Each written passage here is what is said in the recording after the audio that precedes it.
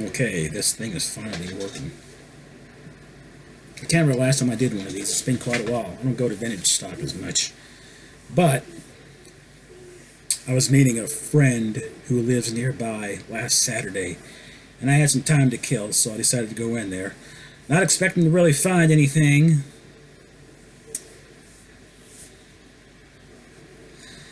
But before we get to the comics, and you probably won't be interested, so maybe you can skip ahead. Let me reach for these that I found. They have clearance CDs too. All these were 99 cents. And I used to have this on cassette. Philip Glass. What the hell is this one? This is called Dance Pieces. One of my favorite composers. This one I used to have a long time ago. I remember ordering it from Musicland, which I can't believe I did, considering I always thought Musicland had the most outrageous prices out of all the record stores. But again, only 99 cents. This is one of his operas, Akhenaten. And I found some Tangerine Dream there before at a different vintage stock, so I was happy to find this for 99 cents. One of their live albums, the Warsaw Concert. Okay, now that that's out of the way, are the comic books.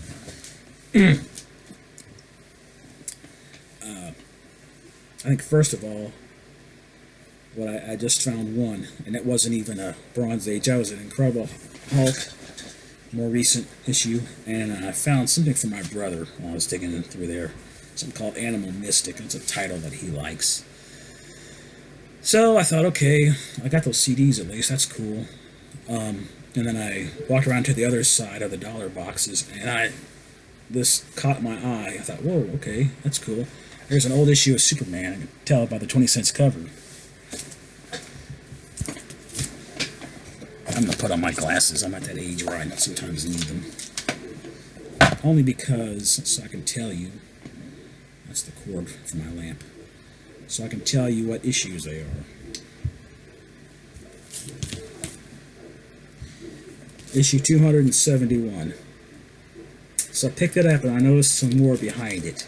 And I started digging deeper. I thought, oh my gosh, are you kidding me? All of these are only $1. Wow, this is good stuff in here. So I grabbed, I think all that I could find as far as the Bronze Age stuff, because in these dollar boxes, you're usually lucky to find just one. Out of all the boxes, you're lucky to find just even maybe one Bronze Age. And a lot of times when you do, it's pretty much beat to hell. So, most of these are going to be horror. The majority of them. I can't remember exactly how many I found, but it was at least 70-something. And, yeah. So I've got some superhero ones, some war, and like I said, the majority are horror. So I'm going to reach down here and grab the superhero ones first. We have Adventure Comics, issue 398. Superman and Crypto and Comet, and I can't remember the name of the cat. Let's see, I'm going to do it this way. Adventure Comics 401. Yeah, this one, somebody had written their name on it. You can tell it was 1970 something because of the costume. Adventure Comics, 423 issues with the Justice League.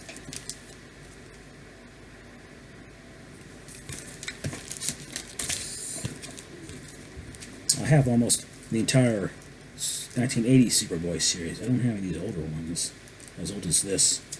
Issue 176, something about Secrets of Superboy's Sister.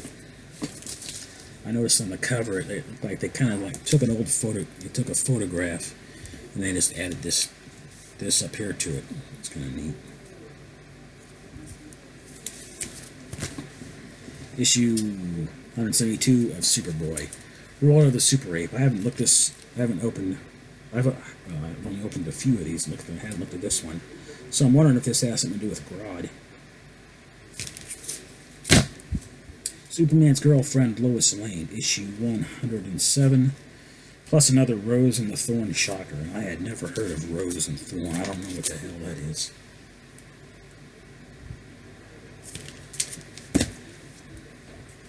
Another one of Lois Lane, and this is issue 125.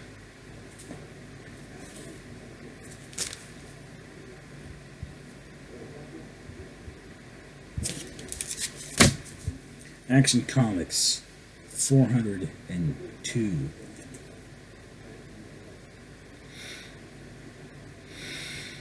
Excuse me. Damn.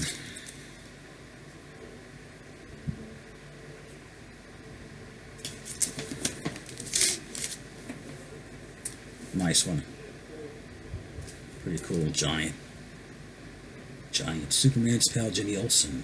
Issue 131. That's some really crazy stories back then.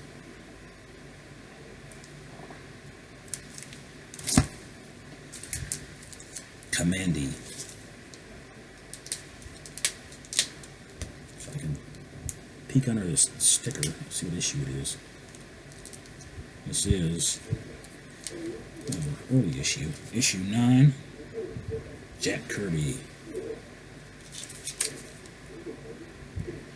And if you excuse me for a moment, see if my water is boiling. I'm going to cook up some pasta, so just a second. Okay, so that's it for the superhero ones. Now we're going to move on to the war comics. We'll get these sorted here.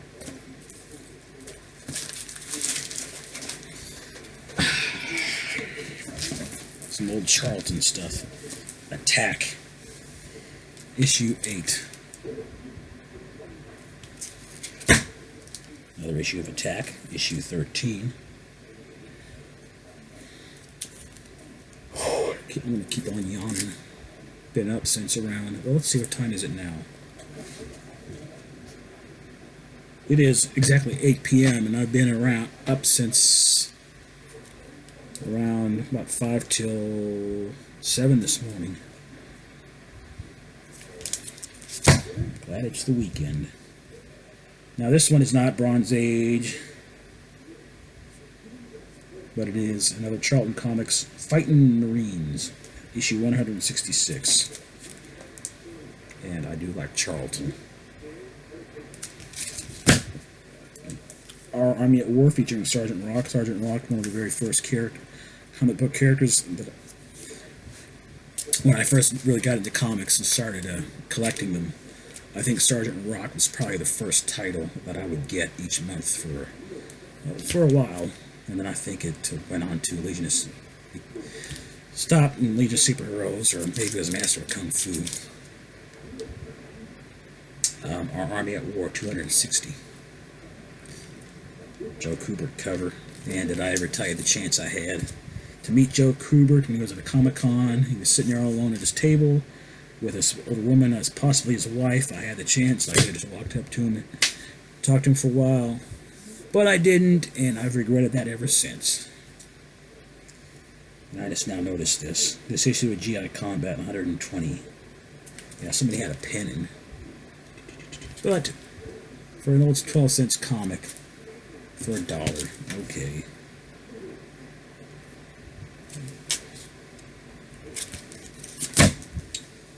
Here's a title I've never even heard of. G.I. War Tales. Again, let me look. Here's the sticker.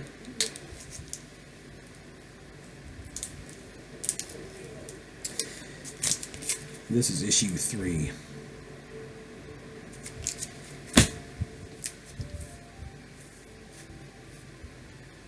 An issue of Star Spangled War Stories, 179. Again, Joe Kubert cover. A man did a lot of war comics covers.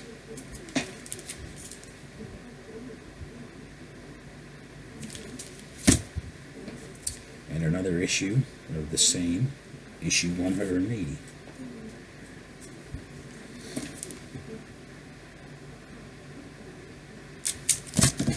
So that's it for the war comics. Now onto the really cool stuff.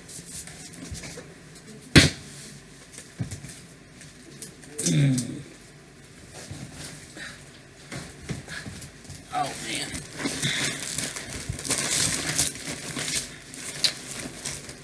All of those like something out of a good dream. All Bronze Age horror, all $1 a piece. All right, here we go. This one I can remember my brother having, and in fact, I think I might have found this at vintage stock before in a dollar box, and I can't recall if I already had this in my collection, or maybe maybe I ended up with 2 issues. I gave him one, but I said, "Hey, do you remember this one?" And he said, "Oh yeah, I had that one." So I'll have to look and see if I already have it. And if I do, I'm gonna give it to him. Damn, these freaking stickers, man! I tell you, pain in the ass. Okay, I don't know what issue it is, but it is an issue of the House of Secrets.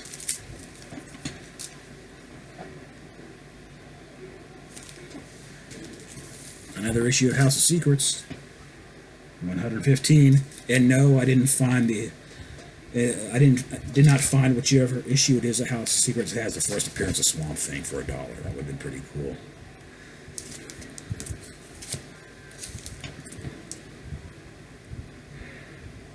Bonnie Wrightson cover, I don't know. Issue House of Secrets, 110. I'm not sure what is the first appearance of Cain. What is the first appearance of Abel? The House of Secrets, 119.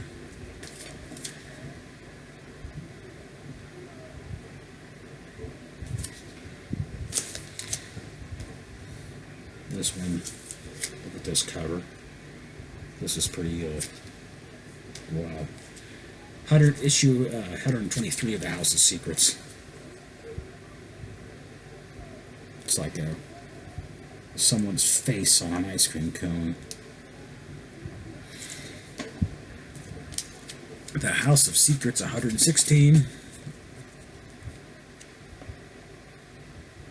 Getting into one of those titles that I'm not really familiar with. I mean, you know, back when DC was doing their stuff, House of Secrets, House of Mystery, what else did we have? Unexpected, Weird War Tales. Marvel was putting out some stuff, which was like different horror titles. So, you know, if these stories, each issue, I don't know if these were all reprints from older comics or if there's some new stuff in here. But this is something called Uncanny Tales from the Grave. And this is issue 4.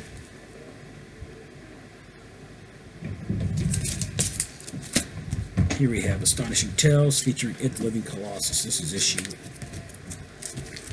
23.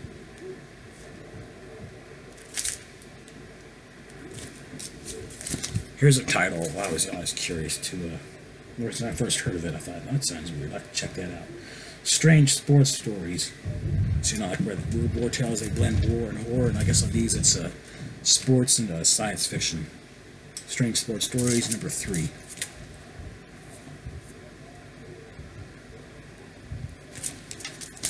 This one I know I already have because I looked in my Charlton Comics collection. Ghost Manor, 17.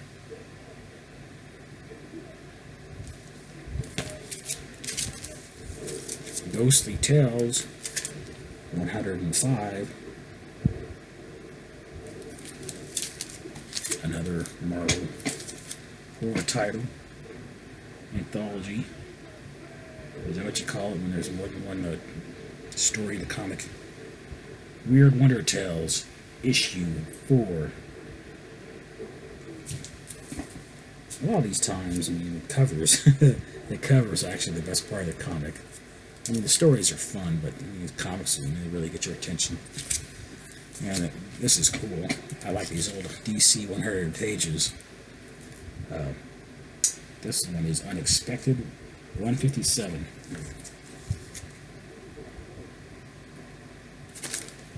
Who Will Kill Gigantus?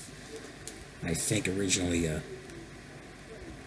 America they released the second Godzilla movie under the title of, was it Gigantus the Fire Monster?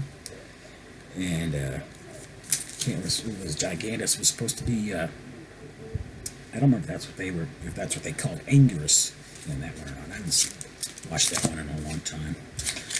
Unexpected, 158.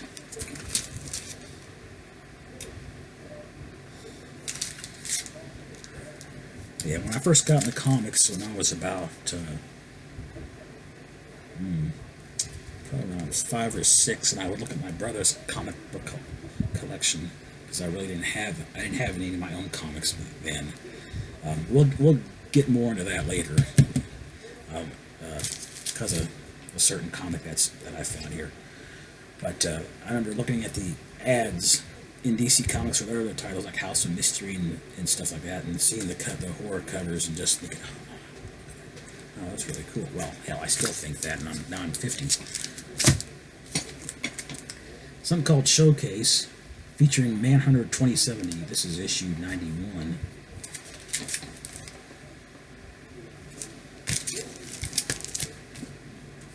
Grim Gold Key was doing horror stuff back then. This is Grimm's Ghost Stories, and this is issue...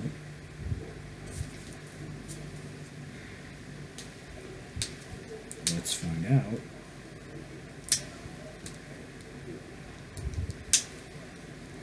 Come on.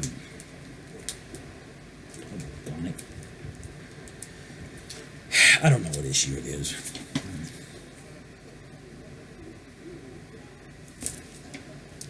Another Gold Key horror one. Boris Karloff tells a mystery. From now on, you know what? If I don't know what, if the issue is covered with a sticker, then forget it. I'll just move on. These got some really nice painted covers. Copyright by the estate of Boris Karloff. The monsters are, I'm guessing that says here, beware. Issue 4.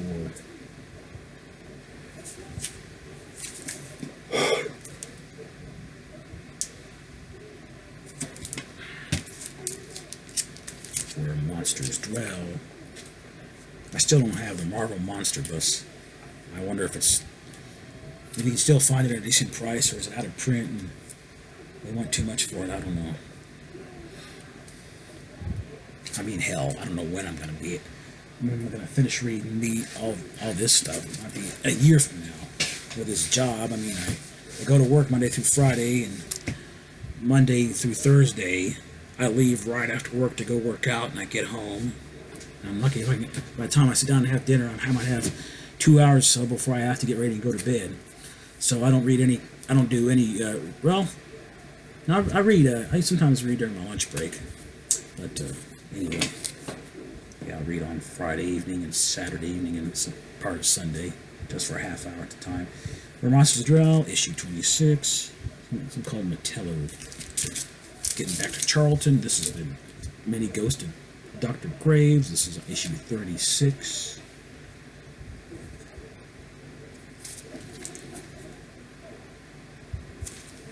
Strange Tales, issue 174. This has a character called the Golem. I don't remember if I read any of the Golem stories or not. I don't remember if they're included in Marvel Essential Horror.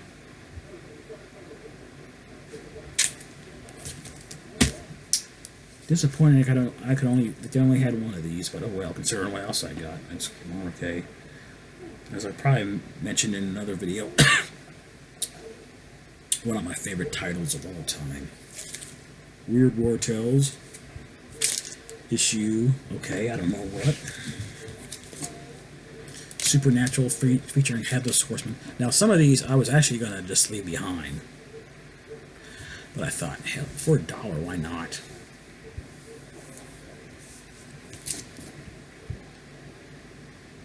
Issue 6.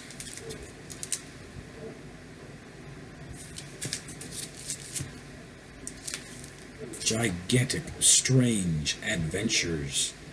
Issue 231. We did 231 of these, or 200. Attack of the Flying Gorillas. We got an Adam Strange story in here. That's cool.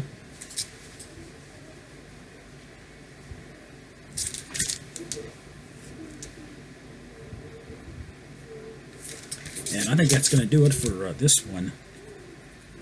If you want to see what else I got, I will probably, oh well, obviously I'll do a part 2. And I will do a part 3. I don't want to do all these in one video. I'm going to check on my pasta and see if it's ready. So that's it for this one, and thank you for watching.